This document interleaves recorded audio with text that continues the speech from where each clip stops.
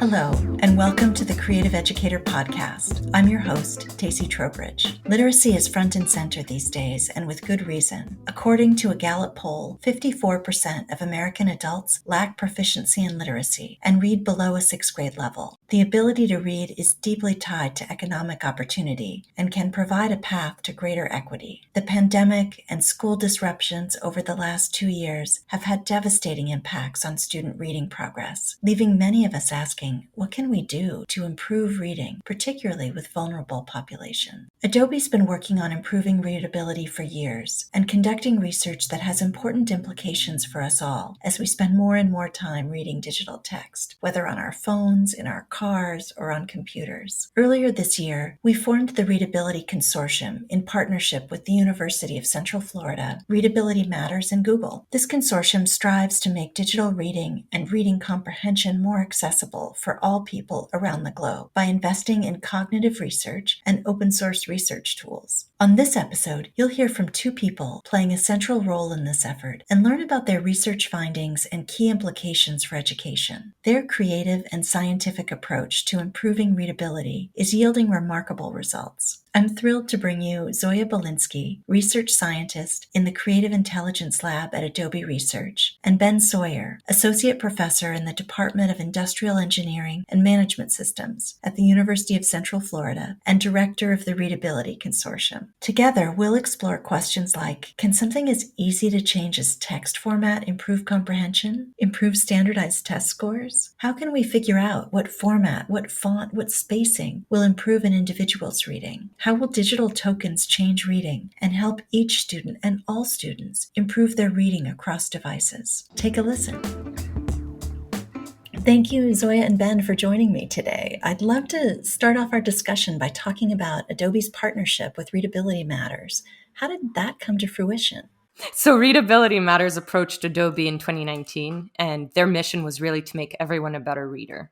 And if you go to their website, readabilitymatters.org, you'll see that they're all about tuning your text. And the idea there is that if you customize the text format to the individual reader, you could see immense gains to reading proficiency. And when they had originally approached Adobe, they did a pilot test with children in grade 3 and 7 classrooms together in partnership with Adobe. Since 2019, we've actually taken that mission and expanded it. We've started running the tests on adults, and we're starting to add these functionalities to our products as well. What does it mean for text to be personalized to the reader? Well, if you pop open Adobe's Acrobat on your mobile phones, you can access liquid mode, and through that, you can start to personalize your own text. And Readability Matters was essential in introducing this concept to Adobe initially, and we've been excited to implement it and continue to work with them on testing and understanding how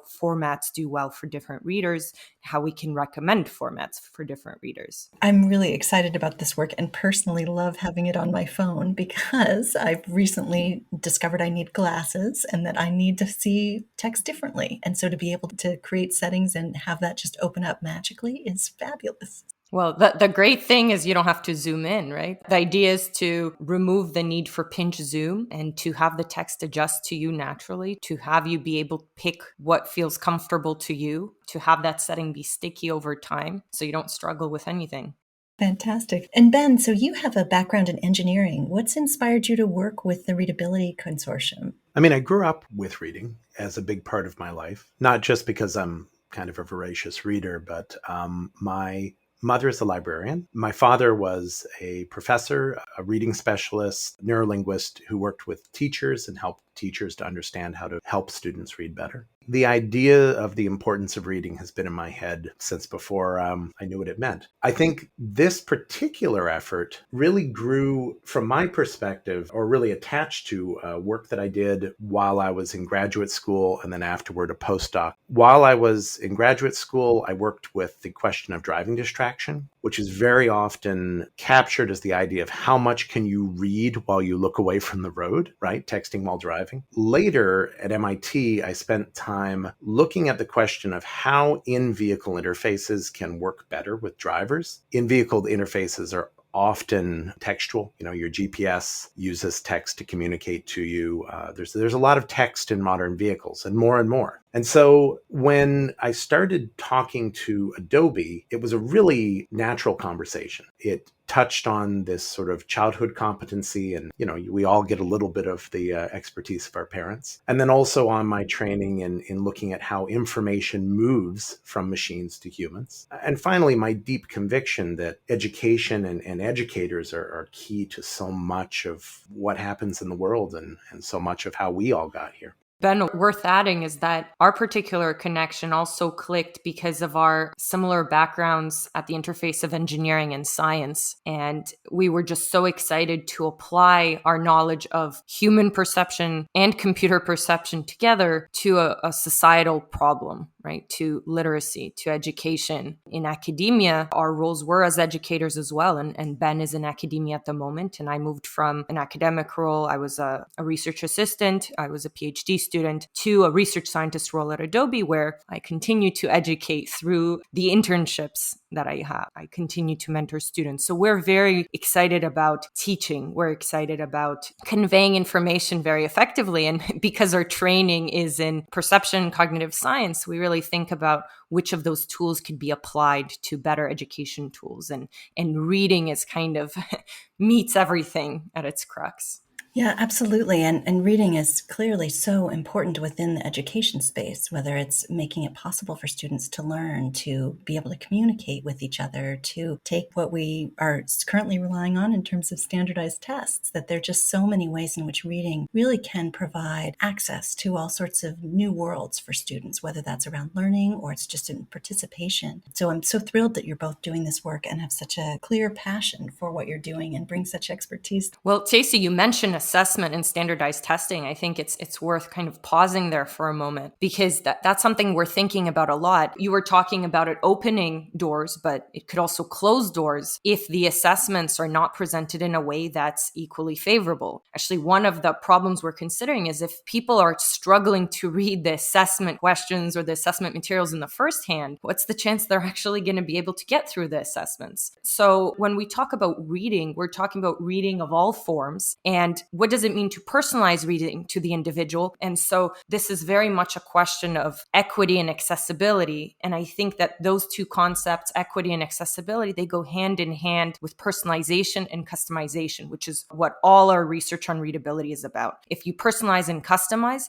you're naturally making that material accessible to people with very different reading abilities. There's this really interesting question in my head as to whether the serendipity of what font is your standardized test in really changes outcomes for individuals. And at its heart, that's what a lot of the inequity problem is about. Things that have nothing to do with intellect and potential, changing how likely people are to end up in places where they can develop that potential and have impact. It's really come to my attention over the course of this work how much the format readability that we've been working with swings around people's performance. We have a recent study, this is Wallace et al. 2022, that shows that just font can swim reading speed around 35% between a person's best and worst format. So you sit down to a standardized test in Helvetica and you don't finish. You don't get to the end, as so often happens with standardized tests. Would you have gotten to the end? Would you have gotten the opportunity to think about each problem and express your potential to solve it if you'd been able to move 35% faster through it? I mean, probably, right? This is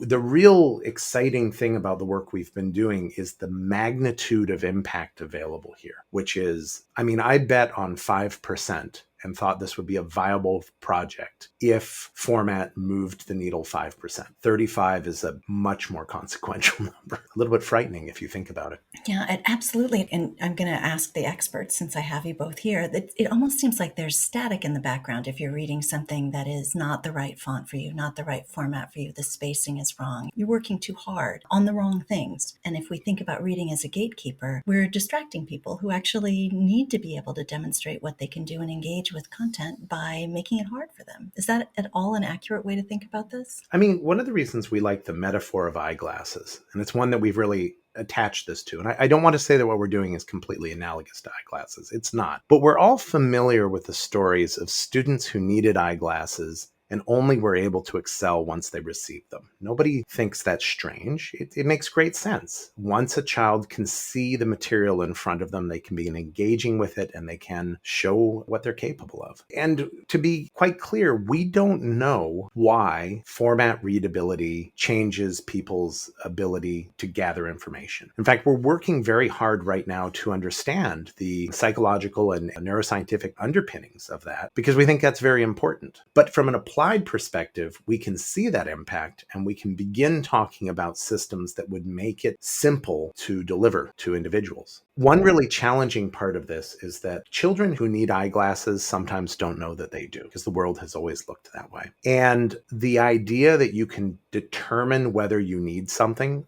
which in research is often called metacognition, is a big problem in this format readability as well. People don't know what font will help them. And we've actually tested that. If I give you a palette of fonts and say, hey, pick the one that's best for you, you're not going to do a great job of picking one that actually helps you, which is a shame because that's how all of the interfaces work. You open up your e-reader and it says, what font and size would you like? Size, people can generally do better, but font and other things that have great impact, they're doing a terrible job on. As a result, there's a space here for tools that help us to tell people what they need and make it frictionless for them to have that where they go. So what does it look like to the individual? What's causing this? We're not sure. But we do have traction on the idea that we can give people what they need where they need it.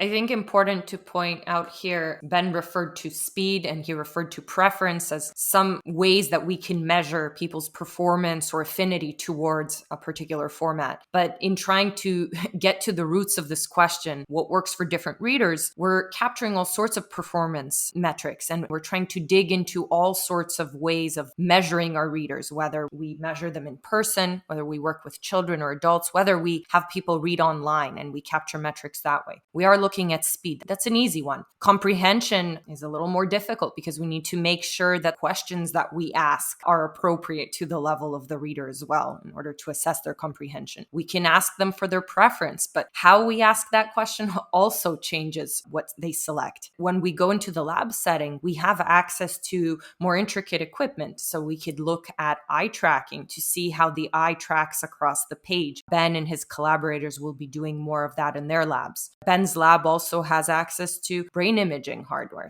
We're also listening to how people read. And this goes back to the question of how can you tell someone's reading better? Well, in some cases, when they put on a pair of glasses, you can hear that they can see the words. Well, similarly, if we adjust the format to something that works better for them, let's say they're a struggling reader, we can hear those changes much stronger. We find the right format for them and suddenly they can string more words together. And this is something that educators who work with younger children know to do when those children are taught to read. But we can also hear those differences in struggling adults. So if we can cater a format to them, we can hear them go through a piece of content with greater prosody, greater fluency, greater confidence, greater accuracy. That's amazing to hear as well. That's just to show how many different ways you can look at how people read, you can measure how people read, then you can infer from that what works better for some people than others. But it's a very complicated question, how you put all those metrics together in order to offer a single recommendation.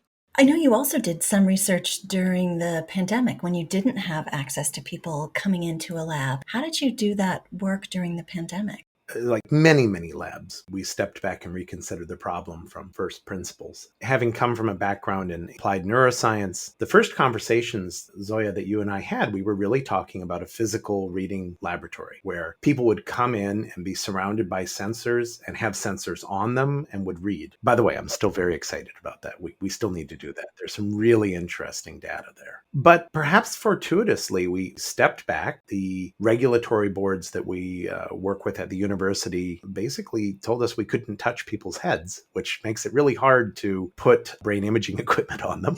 And we stepped back and asked the question, okay, could we move this to a totally non-contact situation? And could we move it online? We joined a large community of scientists asking the same question and benefited from some really interesting advances in that area. And in fact, we've been able to run a huge number of participants through tests that happen in their home or on their smart device. That number has certainly exceeded 10,000. I'm not sure if it's touched 15,000 that have been run through that in various capacities capacities and in various experiments. That's really allowed us to ask the question in a much different way, and in a way that I think is uniquely well suited to the education landscape. And in fact, later, sort of an interesting thing that we should add to talk about, we have some of our first data from children, and I think we're in a good place to talk a little bit about what we found there. But also, it helps us to speak in the language that education as an institution understands, which is to say that we're putting tests in the classroom and asking questions about how these approaches can help students to excel at those tests. Our data is clearly some of the largest, if not the largest, data set on readability, and certainly format readability ever collected. And that specifically, where that's tied back to the pandemic, is that we explored the use of different crowdsourcing platforms, which got us populations from all over the world. We're also actively recruiting readers who have diagnosed conditions like dyslexia and ADHD so that we can understand what kind of formats or manipulations work particularly well for those readers, with the understanding, of course, that there's this broad range, there's this spectrum, and we can talk about the diagnosed conditions, but there's everything in between. There's non-diagnosed conditions. There's various types of struggles that people have and various types of strategies that people employ to read. So even with our most proficient readers, they might be reading in very different ways. And so we really need to understand all those different readers and how they read in order to design tools that apply to everyone. I think the most striking finding is that format has such a strong influence. Readability has traditionally been thought of as content readability, which is to say things should be at the appropriate level for the individual reading them. And that's something we're all very familiar with. The idea that the format, that the typography, that the presentation in that sense would be changing people's ability this much is really quite new. It's really fortuitous because it's something that we can change quite easily and inexpensively, especially with digital reading technology. The pattern in children mirrors the one we see in adults, which is huge news. The UN has described COVID-19 as reversing 20 years of educational progress. That's a huge deal. That's something that costs a lot to reverse. And we hope that what we have found here is a way to make that easier to reverse. And when I say costs, it doesn't mean just costs the government or costs the school district. It costs the families who have lost this education progress, the time and effort and other things that are, unequally distributed. So we're really excited about the idea that something that can be done on a screen and can be done relatively quickly and inexpensively can produce these types of gains. In the best possible world, it's not just about bumping up someone's speed and ability in the moment. It's about doing that and then changing their trajectory as a learner. I have a son who learned to read during the pandemic, which was challenging, and I'm really excited about what this might mean. I wonder if you can talk a little bit about some of the potential applications for your work or ways in which this might make a difference for families. I know you're the researchers, but I'm also interested in what you see as the applications. I hope that we'll come to a point where we don't need to diagnose students and give them a label that marks them as a struggling reader or as a struggling learner. But if we really move towards this vision that Ben and I are painting of personalized reading for everyone, that we could just hand those digital reading glasses or reading tokens, which are the different ways that we're calling this, to individual readers, and that the parents will see a future where, along with the school or educational material their child receives, they also receive some personalized token through which they can see their content. That's a future that we all need to move towards, that we might want to lobby our companies for, our governments for this accessibility, for access to these kinds of tools and customized education opportunities, essentially. For the time being, I think if parents and educators are just aware of some of these findings, they can go and see whether that might help their child. There's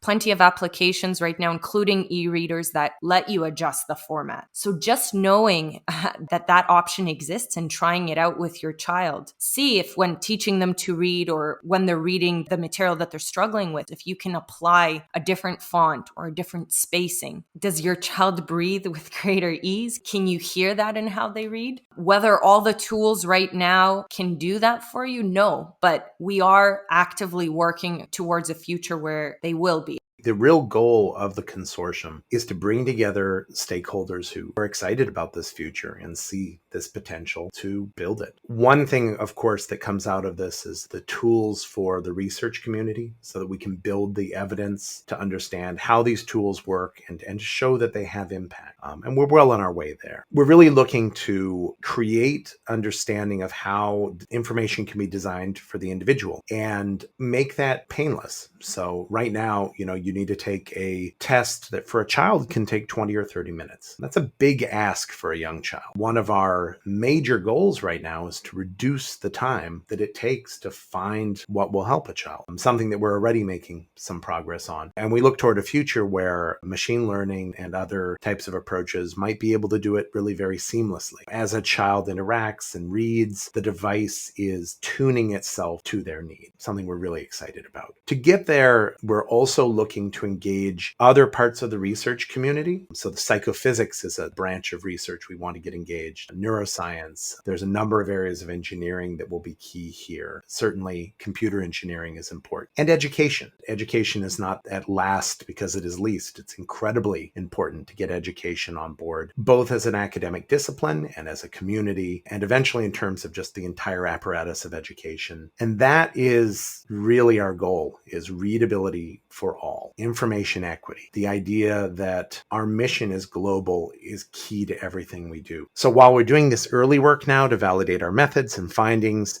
we're also beginning to do that work to validate these things across cultures, beyond English, beyond alphabets. I'm really interested to see how this works in Mandarin. The United States is a great place to be studying absolutely everyone. There are those languages here. There are those alphabets and non-alphabetic systems of information exchange here.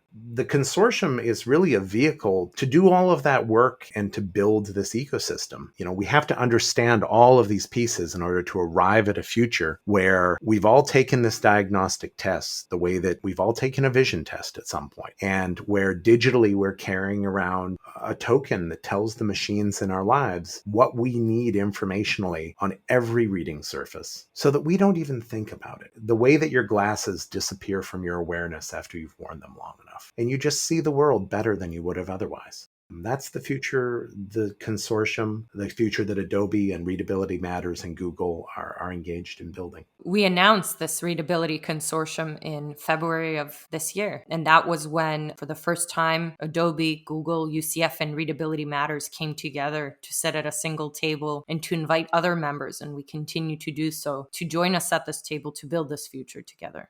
That's so exciting to think about that as a future. And I think the implications are so important for learning, for students, for equity. An additional question I have is, do your needs change over time? Do you need to go back to get your glasses checked? It's a good question. We're actually figuring that out right now. I mean, almost nothing about humans is completely stable over a lifetime. How stable this effect is changes what we build. And at present, it's pretty stable as humans go. For example, we just got data in recently that shows that for children, the better formats, and it's not that you have like one golden format, there's a sort of a cluster. We've started in my lab talking to them as fits and clashes, right? So things that are a fit, at least in kids, stay a fit for 2 weeks. We know that. But what does that mean for a year? Kids change a lot in a year. You don't recognize a kid after a year. I think it will be highly variable for kids. In the same way that children need to have their vision checked more frequently, likely they'll need to have this checked more frequently. For adults, we expect it will be more static, and we have some early indications that that's true. But really, we're right at the beginning. My hope is that this work will have the kind of impact that over the course of my life, I will see the answer for how this works over the course of someone's entire life. And that's something we can only do with time. There's a lot of interesting questions like this too. We're just at the beginning of understanding how to use this effect as a tool to help people.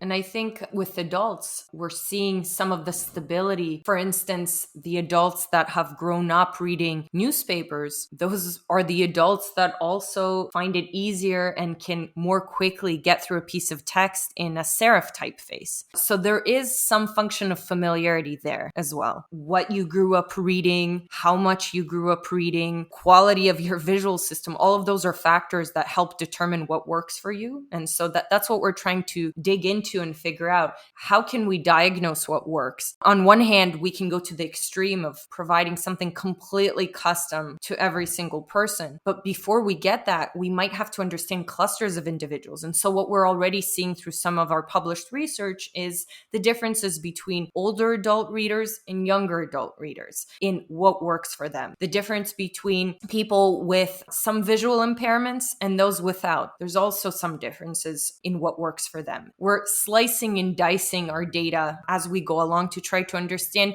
what kind of recommendations we can offer to educators, to font designers, to creators of content, to publishers, to better match the general demographic and readership that they have. So before we even get to our future of personalizing for every reader, those recommendations can be made available much earlier than that. When we started this, we didn't know what to expect. We thought maybe we're going to end up with a handful of formats that generally work for people. What we're seeing again and again is how different this is across people, and that for any set of formats that we choose, and we've talked about fonts, we've talked about sizes, there's also spacing between characters, between words, between lines. We can talk about stroke width. We can talk about various ways the letters deform and appear on the page and the layouts of the document. So the more tests we put out, the more of these reading features or format features that we test out, the more we realize for every format, we can find a reader that works well for. This is why this research that started with can we find a handful of formats has opened up so many doors and so many new collaborations. And this is why we're poking into vision science and neuroscience and industrial engineering. And we're pulling experts from all those fields to really try to wrap our brains around what will these recommendations look like? What do they teach us about how the brain reads? We hope to find out how that changes across time, so we can provide a recommendation that will follow people and adjust to them as they grow and as they read better. In some ways, we're rebuilding typography, which is a very, very old art. Writing systems go back 3,000 years conservatively, and people have spent a long time thinking about how to present information, and that how you present it is important. To apply the scientific method to that and advanced computer technology to it, machine learning, is not new either, although the way in which we're doing it is quite new. And we're hopeful that we can do this much more quickly than, say, eyeglasses to come together. If you look back at the history of eyeglasses, you're really looking at the mid-1200s. And now you can take your child to their physician, and in something that looks like a Polaroid camera, they'll know their prescription in under a second. We would like to take that journey in far less time. We also sort of have a sense of what it should look like, not, of course, of how to do it. I really like to think of this as rebuilding the written word, a very old and very impressive technology. When I started teaching, I was teaching as an assistant in a fourth grade class, and the machine that we used to make it easier for our students to read was the copy machine, because we could control how big something was, but we couldn't control much more than that. And I think that it's so exciting to see where you're going in terms of your understanding of the various different elements that you can play with as you're getting to that best style for an individual student. I can't wait until we get a little bit further along. Are there immediate places you see for application, or where are you in terms of the time frame for this?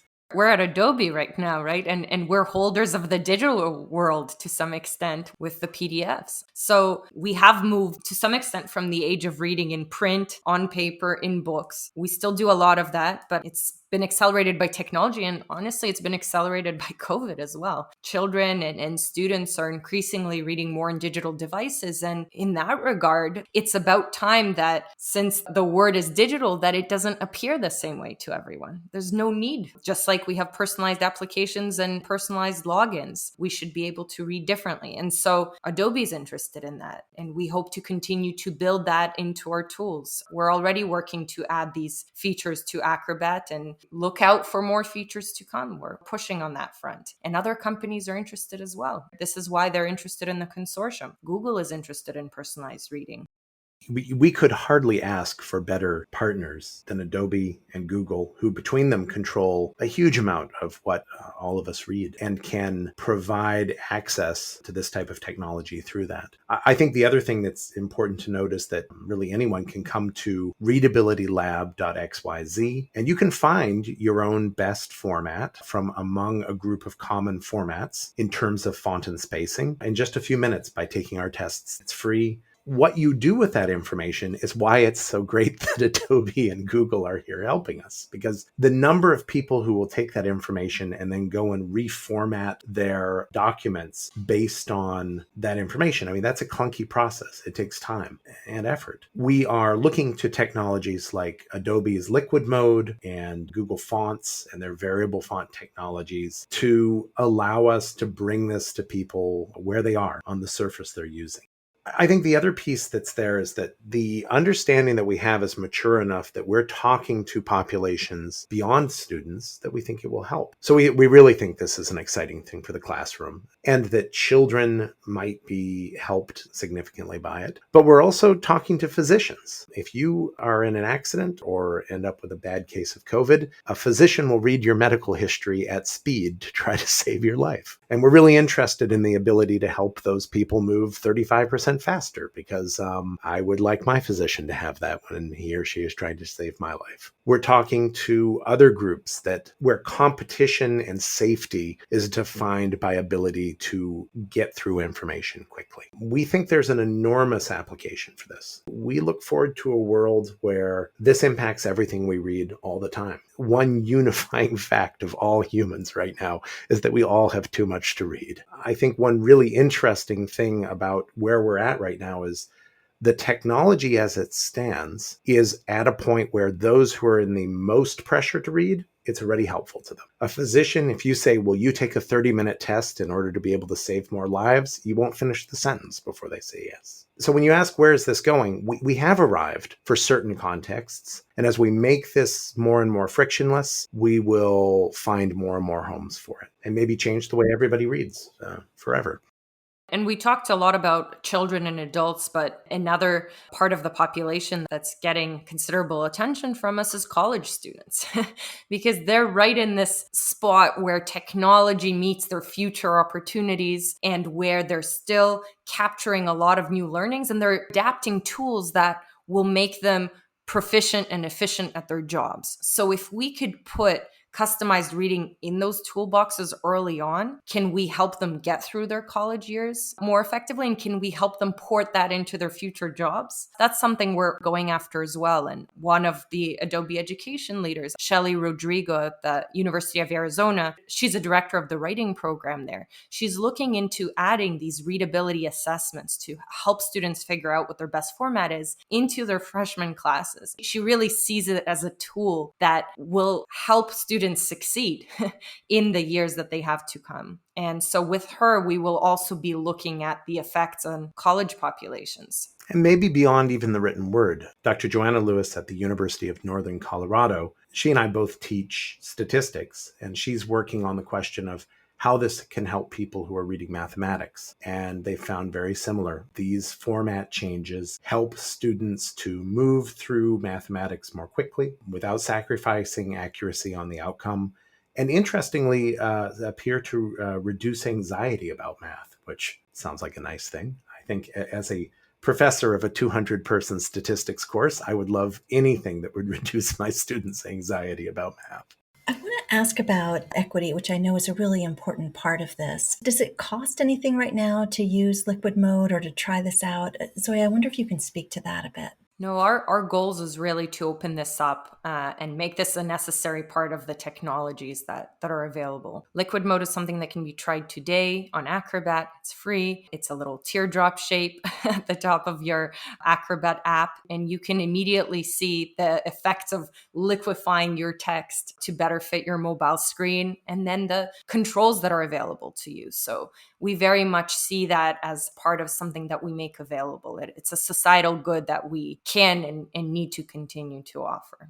The Readability Consortium's vision actually requires open source research tools, and we're making our data sets available to the world. We're doing that in part because Adobe is a founding member and Readability Matters is a founding member, and they have been great supporters of this idea that these emerging technologies are just integral to bringing this capability to the world and that we should give them away. And I think that's also very important for educators. Educators, wherever you are listening to this, our goal is that this will end up in your hands. And researchers who are interested in this space, wherever you are, reach out. what we are using to do the research, we will hand to you. And if you are interested in that, you can come by the readabilityconsortium.org or readabilitylab.xyz, or you can reach out to our team at any of the contact forms there. We're only going to be able to do this together, and for that, we need to be sharing every resource we can. So my closing question for both of you, this is a podcast for educators about the power of creativity in education. What do you do to unlock your own creativity?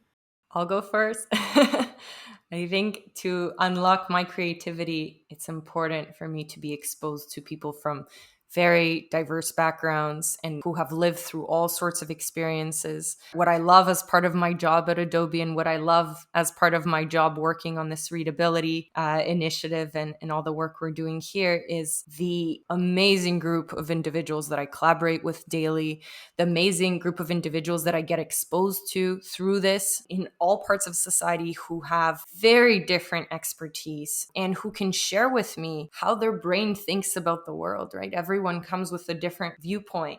And if I can start to assemble all those viewpoints together, they form this mosaic, and I can then traverse my way through that mosaic and construct new ideas. So I really build off of everyone else's experiences and ideas, and I love just connecting them together, and that creates new paths forward. So collaboration is what leads to creativity for me.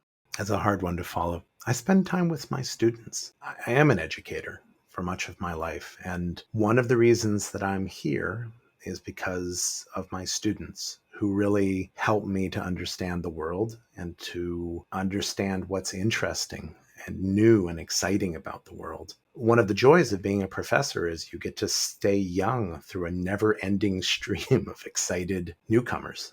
And that means my Ph.D. students, Muhammad Rashid, who works in this area and helps me with some of the psychophysical work we're doing. It's really exciting to see him run his first experiments and be excited about the data. I just today had lunch with Cooper Warren, who is a cadet at West Point and is here for the summer helping my team with research, listening to his excitement about the future of augmented reality and display of information in augmented reality, which is a part of readability that is really the Wild West. Reminds me how exciting the world is and forces me to stay creative, to understand how the world is changing and to keep ahead of it. I think students are a real gift.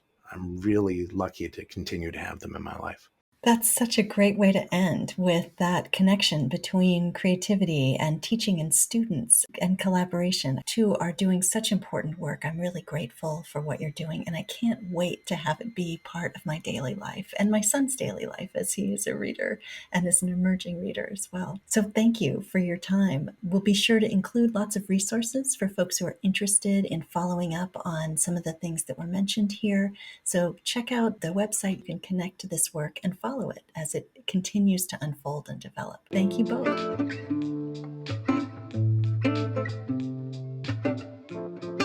Zoya and Ben are taking a creative and collaborative approach to addressing a significant societal and individual challenge by learning about how the formatting of digital text can be individualized to improve reading. As an eager user of Liquid Mode for PDFs on my phone, I can't wait to be able to apply my most readable format to my browser and beyond. While I doubt I'll ever give up my love for physical books, today I spend most of my time reading digital text, and that text can be formatted for me. I'm most excited about how these learnings and technologies can help improve equity of access. While there may not be a magic fix for some of the vexing and systemic challenges we face, Ben and Zoya's magic reading glasses that make it easier for individuals to read are a great place to start. These advances in personalized reading formats will help learners and readers improve their proficiency and help address some of the impacts of disrupted education for today's students. I'd like to thank Zoya and Ben for shedding light on this inspiring and creative work